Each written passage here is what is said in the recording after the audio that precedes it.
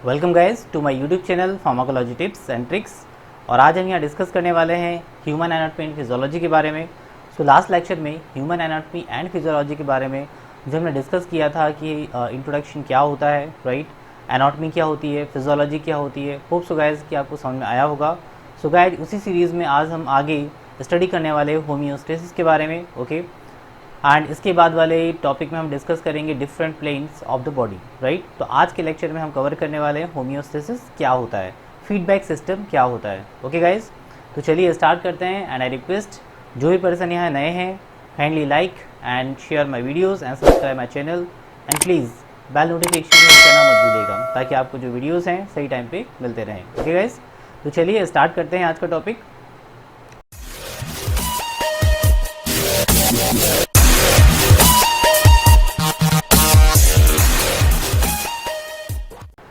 बात करते हैं होम्योस्टेसिस की, राइट। तो मैंने इसको जो है ना कुछ बाइफरगेट किया हुआ है, okay, according to me, right. क्योंकि लाइक HAP हो या कोई भी सब्जेक्ट हो, आपको यहाँ वर्ड्स का मीनिंग समझ में आना चाहिए और ऐसा समझ में आना चाहिए कि आप उसको भूलें ना, राइट। तो यहाँ पर होम्योस्टेसिस का मतलब आपको यहाँ स्क्रीन के ऊपर जो है दिखाई दे रहा होगा, बिकॉज यहाँ जो डेफिनेशन आपको लिखी हुई दिख रही है ना। मैं डेफिनेशन एक बार पढ़ के बताता हूँ कि when structure and the functions are coordinated the body achieve a relative stability of its internal environment called homeostasis are staying the same, okay। मतलब दिमाग से ऊपर निकल गई, ओके। मैंने यहाँ डेफिनेशन पढ़ा, मेरे दिमाग से तो ऊपर निकल गई, बट मैं इसको याद कैसे कर सकता हूँ, ओके गाइस। तो याद करने के लिए मैंने यहाँ पे जो टर्म्स है होम्योस्टेसिस को दो पार्ट में डिवाइड कर दिया। फर्स्ट है होम, सेकेंड है स्टेसिस। होम का मतलब होता है सिंपल हमारा घर, ओके। और यदि मैं HAP की बात करूं तो HAP में होम का मतलब होता है हमारी खुद की बॉडी, क्योंकि हम खुद की बॉडी के बारे में स्टडी कर रहे हैं, राइट। तो खुद की बॉडी के बारे में स्टडी करें तो मैं इसको होम टर्म दे दिया, राइट। स्टेसिस का मतलब होता है स्टेबल रखना या बैलेंस में रखना। अब क्या चीज़ को स्टेबल रखना है, क्या चीज़ को बैलेंस रखना है कि केमिकल चेंजेस हो रहे हैं बॉडी के अंदर, उन सबको क्या करना है, आपको स्टेबल रखना है, right. That is called the auto regulation of the body, right. तो यहाँ पर भी क्या हुआ, बॉडी के अंदर बैलेंस को मेंटेन करके रखना, ओके। प्राइमरी कंडीशन को मेंटेन करके रखना, उसको चेंज ना होने देना, और यदि चेंज हो भी रही है तो उसको प्राइमरी कंडीशन में वापस लेके आना है, okay guys. This is called the homeostasis. इस सिंपल लैंग्वेज मैंने आपको यहाँ पे समझाया, राइट। अब होम्योस्टेसिस जो होता है, कहीं ना कहीं यदि हम बात करते हैं कि एक बस है, ठीक है। अब बस का एक मालिक है, राइट, बट मालिक कहीं ना कहीं उसको बस को मेंटेन तो करता है, बट चलाने वाला काम कौन करेगा, ड्राइवर करेगा। ड्राइवर ही एक्सीलेटर देगा, ड्राइवर ही वहाँ पे क्या करेगा, ब्रेक लगाएगा, राइट। तो बॉडी में भी यहाँ पे दो तरह के ड्राइवर्स काम करते हैं, जिसका नाम है फीडबैक सिस्टम, राइट। एक सिस्टम होता है जो कहलाता है पॉजिटिव फीडबैक, दूसरा कहलाता है नेगेटिव फीडबैक। तो फीडबैक सिस्टम जो होते हैं वो ड्राइवर्स हैं आपके बॉडी के, जो हेल्प करते हैं उस रेगुलेशन को मेंटेन करने में, उस होम्योस्टेसिस को मेंटेन करने में, राइट। तो फीडबैक सिस्टम के बारे में पढ़ने से पहले हम यहाँ पे स्टडी कर लेते हैं कि ऐसे कौन कौन से कंपोनेंट है जो होम्योस्टेसिस में हेल्प करते हैं, ओके। फर्स्ट कंपोनेंट आता है आपका रिसेप्टर, ओके। सेकंड कंपोनेंट है higher centres and third component है इफेक्टर, ओके। सपोज करिए कि लाइक बॉडी में कहीं भी कुछ चेंजेस होता है, ओके, तो उसको कौन बताएगा, उसको बताएंगे रिसेप्टर्स। रिसेप्टर्स जो होते हैं जो किसी स्टिमुलस को रिसीव करते हैं, राइट। एंड रिसीव करके कहाँ ले जाएंगे, ये ले जाएंगे ब्रेन के पास, ओके। बिकॉज पूरी बॉडी का जो मास्टर है वो कौन है, ब्रेन है।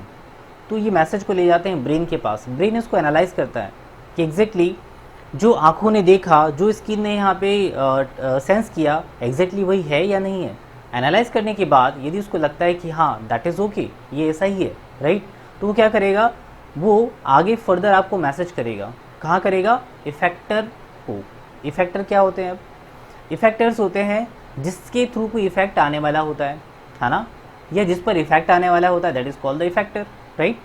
तो यहाँ तीन कंपोनेंट हो गए, receptor, higher centres and effector, okay.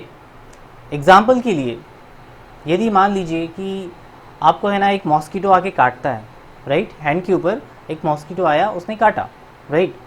अब काटने पे क्या होगा, सिंपल सी चीज़ है कि जैसे ही काटेंगे तो क्या होता है। अब कुछ लोग होते हैं जो बिल्कुल हेवी होते हैं, उनको पता ही नहीं चलता, आराम से सोते रहते हैं, बट कुछ लोग होते हैं इनको बहुत जल्दी पता चल जाता है, ओके। काफ़ी ज़्यादा सेंसिटिव स्किन होती है। तो यहाँ पे भी क्या हुआ, जैसे ही स्किन पर मच्छर ने काटा तो यहाँ पे क्या आया, स्टिमुलस आया। स्टिमुलस आया तो कहाँ गया, यहाँ जो पैन रिसेप्टर है उन्होंने स्टिमुलस को कहाँ पहुँचा दिया, ब्रेन को पहुँचा दिया, हायर सेंटर को पहुँचा दिया, राइट। एंड ब्रेन को जब पहुँचा तो डेफिनेटली यहाँ से जो मैसेज आया वो कहाँ पे आया, दूसरे हाथ पे आया, यहाँ की मसल्स पे आया, है ना। साथ में आइज़ के ऊपर आया, आइज़ ने देखा कि हाँ ये मच्छर ही है, ये मॉस्किटो ही है, एक काम करते, दूसरे हाथ से लिया और मार दिया, ठीक है। इससे क्या हुआ, कहीं ना कहीं आप ब्रेन के पास मैसेज गया, ब्रेन ने वही मैसेज को एनालाइज किया और फॉरवर्ड किया इस वाले हाथ को, और आपने यहाँ पे उसको मार दिया। Okay, same thing is that यदि आपको यहाँ हीट सेंसेशन हो रहा है तो आप क्या करते हो, हाथ को हटा लेते हो। वाई? बिकॉज यहाँ से थर्मो रेगुलेटर जो सेंटर्स होते हैं, मतलब थर्मो रेगुलेटर जो रिसेप्टर्स होते हैं, इन्होंने क्या किया, मैसेज को पहुँचाया ब्रेन के पास, ब्रेन ने आंखों के पास कि एग्जैक्टली गर्म क्या लग रहा है यहाँ पे, ओके, और ब्रेन ने तुरंत यहाँ पर रिफ्लेक्ट कर दिया कि हाथ हटाया जाए। ओके, तो ये फैक्टर भी हो गया। ओके, तो इस तरह से कोऑर्डिनेशन चलता है among the body parts, right, and among these components. Okay guys, तो यहाँ पर भी सेम चीज़ होने वाली है, डायग्राम में आपको दिख रहा होगा। ओके, तो आगे चलते हैं हम कि रेगुलेशन कैसे होता है। ओके, जैसे मैंने आपसे बात की थी फीडबैक सिस्टम के बारे में, तो यहाँ रेगुलेशन जो डिपेंड करेगा वो डिपेंड करता है आपके फीडबैक सिस्टम के ऊपर, जिसका नाम है positive feedback system and negative feedback system, right. Positive feedback system मतलब हमें और चाहिए, अभी और इसको सीक्रेट आउट कराना है किसी एक्शन के लिए। ओके, पॉजिटिव हो गया किसी एक्शन में लाने के लिए। निगेटिव, कोई चीज़ बढ़ ना जाए, उसको कंट्रोल में रखना है, ठीक है, उसको इनहिबिट करना है आपको, है ना। जो चीज़ चल रही है यदि वो ज़्यादा हो रही है तो उसको आपको क्या करना है, इनहिबिट करना है। ये कहलाता है आपका निगेटिव फीडबैक सिस्टम, राइट। अब देखते हैं इसको कि निगेटिव फीडबैक सिस्टम क्या होता है, बिकॉज बॉडी के अंदर मैक्सिमम चीज़ें जो होती है वो निगेटिव फीडबैक सिस्टम के थ्रू रन करती है। ओके गाइज, तो मैं आपको यहाँ पे एक एग्जांपल दे रहा हूँ। Okay, thermo regulation of the body. Okay, कि बॉडी में टेम्परेचर को कैसे रेगुलेट किया जाता है, राइट। कि कभी आपका टेम्परेचर जैसे बॉडी के अंदर बढ़ रहा है तो क्या सिस्टम होगा, यदि कम हो रहा है तो क्या प्रोसेस होगी। ओके गाइज, तो हम इसको समझने वाले हैं निगेटिव फीडबैक सिस्टम के through. Okay, so this is a negative feedback system, right. अब गाइज जैसे हम बात करें कि अब बॉडी के अंदर टेम्परेचर इंक्रीज़ होता है, राइट। अब टेम्परेचर इंक्रीज़ कैसे होगा, तो कहीं ना कहीं पे हो सकता है कि कुछ पायरोजन बॉडी के अंदर आ गए हो सकता है कि आपने बहुत ज़्यादा एक्सरसाइज कर ली हो जिसकी वजह से बॉडी का टेम्परेचर बढ़ गया हो, राइट। तो एक पर्सन है जो कि नॉर्मल है, वो पर्सन फील कर रहा है कि उसके अंदर जो है ना बिल्कुल टेम्परेचर बढ़ गया है क्योंकि वो बहुत ज़्यादा एक्सरसाइज करके आया हुआ, राइट। तो चलिए इसका नाम रख लेते हैं लल्लू, वैसे इसका नाम तो काफ़ी बड़ा है ना। तो एक मूवी है ना जिसमें मलयालम में वो बताता है अपना पूरा नाम, ठीक है, मुझे मूवी का नाम एग्जैक्टली याद नहीं आ रहा। तो उसमें क्या है कि अवतलमा नाम तो नहीं ले सकते, लल्लू, ठीक है, ठीक है। तो लल्लू जो था, तो लल्लू को क्या हुआ, वो बाहर से एक्सरसाइज करके आया और उसका टेम्परेचर बढ़ गया, ठीक है। अब टेम्परेचर यदि इंक्रीज़ हुआ तो इससे क्या होने वाला है। ओके, तो यहाँ डायग्राम में आप देखिए कि सबसे पहले यहाँ पे क्या हुआ कि वही लल्लू था, है ना, स्टिमुलस मिला, मतलब बाहर से एक्सरसाइज करी, टेम्परेचर इसका बढ़ने लगा। नॉर्मल टेम्परेचर हमारा होता है 37 डिग्री सेंटीग्रेड, राइट। तो इससे टेम्परेचर थोड़ा सा राइज हो गया। ओके, अब बॉडी को क्या करना है, बॉडी को उस टेम्परेचर को कम करना है। अब उस कम करने के लिए कौन कौन से मैकेनिज्म फॉलो करनी पड़ेगी, राइट। तो यहाँ देखिए स्टेप बाय स्टेप आपको यहाँ पे बताऊँगा मैं। तो सबसे पहले यहाँ क्या हुआ, टेम्परेचर बढ़ा, मोर देन 37 डिग्री सेंटीग्रेड हुआ। इसको फील किसने किया, थर्मो रिसेप्टर्स ने, क्योंकि हर जगह आपके थर्मो रिसेप्टर्स है, तो थर्मो रिसेप्टर्स ने फील किया। सपोज करिए कि थर्मो रिसेप्टर जो है ना एक एरिया है ना, जहाँ पूरी पुलिस लगी हुई है। ओके, एक पर्टिकुलर एरिया है जहाँ पूरी पुलिस लगी हुई है, थोड़ा भी कुछ वहाँ चेंजेस होता है तो उस पुलिस को पता चल जाता है, और राइट, और वो किसको खबर कर देता है, उसके कमांडर को खबर कर देता है, उसके चीफ को खबर कर देता है। यहाँ भी थर्मो रिसेप्टर जो है ना उसी पुलिसमैन की तरह है। ओके, उसी एक आर्मी के नौजवान की तरह है, जो कि क्या करता है, उसको थोड़ा भी चेंजेस नज़र आता है तो वो इन्फॉर्मेशन प्रोवाइड करा देता है अपने हायर चीफ को। तो यहाँ भी क्या हुआ, थर्मो रिसेप्टर ने हायर सेंटर को इन्फॉर्मेशन प्रोवाइड करा दी कि भाई बॉडी में है ना कुछ तो गड़बड़ है, टेम्परेचर इसका बढ़ रहा है, राइट। अब क्या गड़बड़ होगी, अब जैसे ही गड़बड़ हुई तो ब्रेन ने एनालाइज किया, ब्रेन ने कहा कि नहीं यार टेम्परेचर ज़्यादा बढ़ रहा है, इसको कम करना पड़ेगा, राइट। अब कम कैसे किया जाए, तो ब्रेन के अंदर होता है क्या, हाइपोथैलेमस। हाइपोथैलेमस जो होता है it is a thermo regulatory centre of the brain, right. तो हाइपोथैलेमस ने क्या किया कि जो टेम्परेचर को कम करने वाले जो फैक्टर्स थे, ठीक है ना, या जो प्रोसेस थी उसको एक्टिवेट कर दिया हीट लॉस करने के लिए। जो प्रोसेस थी उसको एक्टिवेट कर दिया। अब हीट लॉस कैसे होगी? तो अब हीट लॉस जो होगा वो दो तरीके से हो सकता है, राइट। फर्स्ट है ब्लड वेसल्स के थ्रू, राइट। अब ब्लड वेसल्स जो है ये क्या करेगी? डायलेट करेगी, राइट। ब्लड वेसल्स में जो डायलेशन होगा, तो मान लीजिए किसी चीज़ को आप यदि खींचते हैं, ओके, तो उसकी जो वॉल होती है वो क्या होती है? थिन हो जाती है, राइट। तो यहाँ भी क्या किया? ब्लड वेसल्स को आपने खींच दिया, है ना, डायलेट हो गई। डायलेट होने से क्या हुआ कि जो ब्लड वेसल्स की जो वॉल की थिकनेस थी ना, वो थिकनेस कम हो गई। और यदि वो थिकनेस कम होगी तो हीट लॉस होना शुरू हो जाएगा, ओके। जब तक यहाँ पे एक शीट थी, उसकी वॉल मोटी थी, तब तक हीट लॉस नहीं हो रहा था, बट जैसे ही ये खिंच गई, पतली हो गई, तो हीट लॉस होना स्टार्ट हो गया, राइट। तो ये फर्स्ट मैकेनिज्म है। सेकेंड मैकेनिज्म यदि हम बात करें तो यहाँ पे आता है स्किन, राइट। स्किन के अंदर यहाँ पे क्या होता है? स्किन के अंदर प्रेजेंट होता है sweat glands, right. Sweat gland जो है ना, ये बॉडी का एक कूलर कहलाता है, ओके, जो कि आपकी बॉडी के टेम्परेचर को कम करने में हेल्प करता है। कैसे करेगा? फर्स्ट थिंग इज़ दैट यहाँ पे ब्लड वेसल्स डायलेट हो गई, हीट रिलीज हो रही है।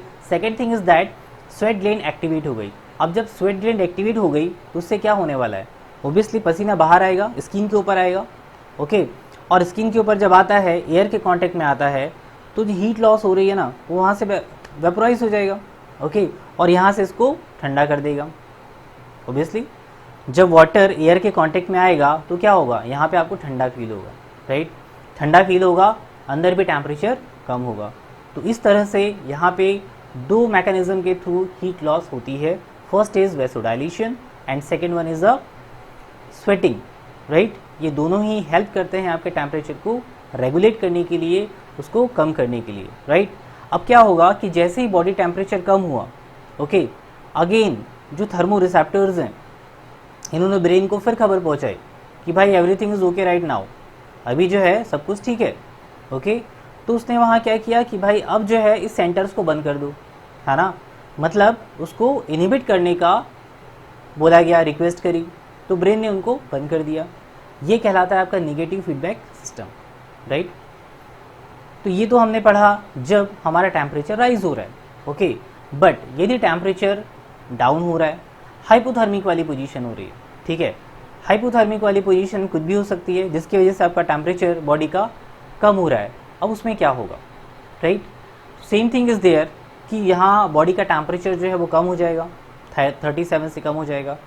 तो ये कंडीशन भी प्रॉपर नहीं है, क्योंकि टेम्परेचर कितना होना चाहिए? 37 डिग्री के आसपास होना चाहिए। बट यदि इससे कम हो रहा है तो भी प्रॉब्लम है। बॉडी के जो रिसेप्टर्स हैं इसको फिर से क्या करेंगे? फील करेंगे, है ना। थर्मो रिसेप्टर्स को कहाँ भेज देंगे? ब्रेन के पास। ब्रेन ने एनालाइज किया, ब्रेन ने कहा कि नहीं यार कुछ तो गड़बड़ है, ठीक है ना, ऐसा यहाँ पे नहीं होना चाहिए था, टेम्परेचर को कम नहीं होना चाहिए, क्योंकि टेम्परेचर के कम होने से बॉडी कई सारी एक्टिविटी वहाँ पे डिस्टर्ब होगी। अब टेम्परेचर को बढ़ाना है, ठीक है। तो एक साइड हम जब टेम्परेचर को कम कर रहे थे तो हमने क्या किया था? वैसो डायलेशन किया था। यहाँ क्या होगा? यहाँ होगा वैसो कॉन्स्ट्रिक्शन, राइट। तो यहाँ पर हम बात करेंगे वैसो कॉन्स्ट्रिक्शन की, ठीक है। तो यहाँ पे जो हीट प्रोमोटर है ना, हीट प्रोमोटिंग प्रोसेस है, वो एक्टिवेट होने वाली है, राइट। इसमें पहली प्रोसेस का नाम है कि यहाँ पे जो ब्लड वेसल्स है इसमें क्या होगा? कॉन्स्ट्रिक्शन होगा, राइट। कॉन्स्ट्रिक्शन होने से हीट लॉस कम होगा, right, first thing. Second thing is that muscles की बात करते हैं, ठीक है। आपने देखा होगा कि जब आपको फीवर आता है, फीवर आने से पहले क्या होता है? बिल्कुल बहुत ज़्यादा ठंडी लगती है, शिवरिंग होती है, मसल्स में कॉन्ट्रैक्शन होता है, वाई। उसके बाद ही हाई फीवर आता है, ओके। मलेरिया का जो फीवर होता है ऐसे ही होता है, ठंड लग के बुखार आता है, अधिकतर लोग कहते हैं। तो यहाँ भी क्या हुआ? मसल्स में कॉन्ट्रैक्शन हुआ, शिवरिंग हुई, और शिवरिंग होने की वजह से क्या हुआ? यहाँ पे टेम्परेचर राइज अप हो गया, ओके।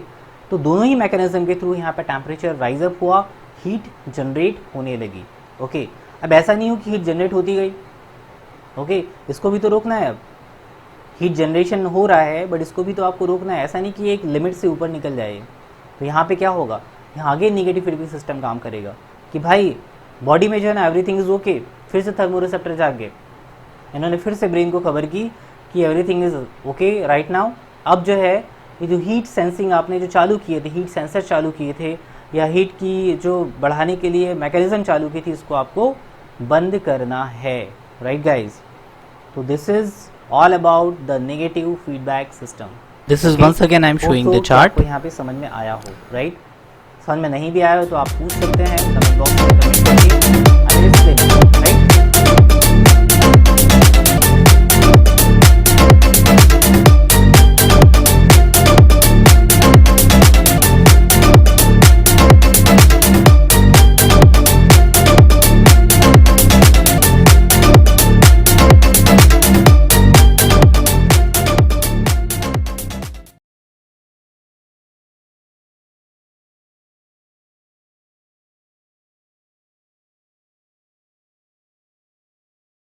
नाउ अब बात करते हैं पॉजिटिव फीडबैक सिस्टम की, राइट? नेगेटिव हमने पढ़ लिया, पॉजिटिव की बात करते हैं.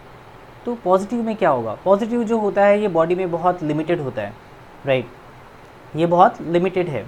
एग्जाम्पल्स के लिए यहाँ पे है contraction in the child birth. जब चाइल्ड बर्थ होता है उस समय यूट्रस में कॉन्ट्रैक्शन का होना, ओव्यूलेशन का होना, ब्लड क्लॉटिंग का होना एंड लैक्टेशन का होना. Okay, these are the examples of the positive feedback mechanism. इसमें से एग्जाम्पल लेते हैं लैक्टेशन का, राइट? अब लैक्टेशन में क्या होगा? लैक्टेशन में जो ब्रेस्ट फीडिंग मदर्स होती हैं, ठीक है, जो कि फीडिंग कराती हैं बच्चों को, ओके, तो यहाँ पे क्या होता है, आप जैसे डायग्राम में देख पा रहे हो, राइट? यहाँ पे एक बेबी है जो कि सकलिंग कर रहा है, राइट? तो बेबी जब निपल को सकलिंग करता है, राइट, उस टाइम पे क्या होगा? निपल के पास काफ़ी सारे टच रिसेप्टर्स होते हैं या मैकेनो रिसेप्टर्स होते हैं, ओके? तो इस मैकेनो रिसेप्टर की वजह से, ओके, टच रिसेप्टर या मैकेनो रिसेप्टर की वजह से इसका सेंसेशन कहाँ जाता है? ब्रेन के पास, राइट? ब्रेन इसको एनालाइज करता है और ब्रेन अपनी तरफ से दो तरह के हार्मोन्स का सिक्रीशन करता है. एक है प्रोलैक्टिन एंड दूसरा है ऑक्सीटोसिन. तो प्रोलैक्टिन एंड ऑक्सीटोसिन का सिक्रीशन यहाँ पे बढ़ जाता है, ओके? अब ये पॉजिटिव फीडबैक कैसे है? ओके, तो पॉजिटिव फीडबैक मैंने क्या कहा था कि हमें और चाहिए और इसको बढ़ाना है, राइट? तो जैसे जैसे यहाँ पे बेबी जो है सकलिंग करेगा, ये मैसेज जो है वो बार बार कहाँ जाता है? ब्रेन के पास जाता है. और ब्रेन क्या करता है? बार बार वहाँ से प्रोलैक्टिन एंड ऑक्सीटोसिन को सिक्रीट करता है. अब प्रोलैक्टिन का फंक्शन क्या होने वाला है? प्रोलैक्टिन जो होता है ये मिल्क की फॉर्मेशन को इंक्रीज़ करता है, ठीक है? मिल्क प्रोडक्शन को ये इंक्रीज़ करता है. जबकि ऑक्सीटोसिन क्या करेगा? यहाँ पे स्मूथ मसल्स में कॉन्ट्रैक्शन करेगा. ऑब्वियसली ऑक्सीटोसिन का फंक्शन होता है contraction in the smooth muscles. तो स्मूथ मसल्स कहाँ? मेमोरी ग्लैंड के पास, ओके? तो यहाँ पे क्या होगा? जैसे ही मेमोरी ग्लैंड के पास में स्मूथ मसल्स कॉन्ट्रैक्शन होता है, ये हेल्प करता है मिल्क इजेक्शन में, राइट? तो दो तरह से प्रोसेस हो रही है. फर्स्ट तो हो रही है प्रोलैक्टिन इंक्रीज हो रहा है जो कि मिल्क के सिक्रीशन को बढ़ाने वाला है, मिल्क के प्रोडक्शन को बढ़ाने वाला है. और यहाँ सेकंड है ऑक्सीटोसिन के थ्रू जो कि मिल्क के इजेक्शन को बढ़ाता है. दोनों ही प्रोसेस बेबी के लिए हेल्पफुल है, ओके? और जब तक वो सकलिंग करेगा तब तक ये मैसेज बार बार कहाँ जाएगा? ब्रेन के पास जाएगा और ब्रेन जो है पॉजिटिवली यहाँ पे प्रोलैक्टिन एंड ऑक्सीटोसिन को रिलीज करेगा. Okay guys, so this is all about the feedback mechanism, okay? That is a regulatory system of the homeostasis, okay? तो अगेन होम्योस्टेसिस, अपना जो घर है, अपनी जो बॉडी है, उसको जो है आप रेगुलेट करके रखें, उसको स्टेबल कंडीशन में रखें, ठीक है? उसमें चेंजेस जो है उसको फिर से रीगेन करना है, ओके? इसी तरह से आपको भी स्टेबल कंडीशन में रहना है and human anatomy and physiology को पढ़ना है, ओके? मिसगाइड नहीं होना है, okay guys? So guys thank you very much for watching this video. इसका नेक्स्ट वाला जो लेक्चर होगा that will on the plans of the body, okay? कि उसमें डायरेक्शन के आधार पर फ्रंटल क्या होता है ना, एंटीरियर क्या होता है, पोस्टीरियर क्या होता है, डॉर्सल प्लेन क्या होता है, बॉडी की कैविटीज़ क्या होती है, इन सब के बारे में हम डिस्कस करने वाले हैं. सो नेक्स्ट लेक्चर को भी आप मिस मत करिएगा. So guys thank you very much for watching this video. Thank you.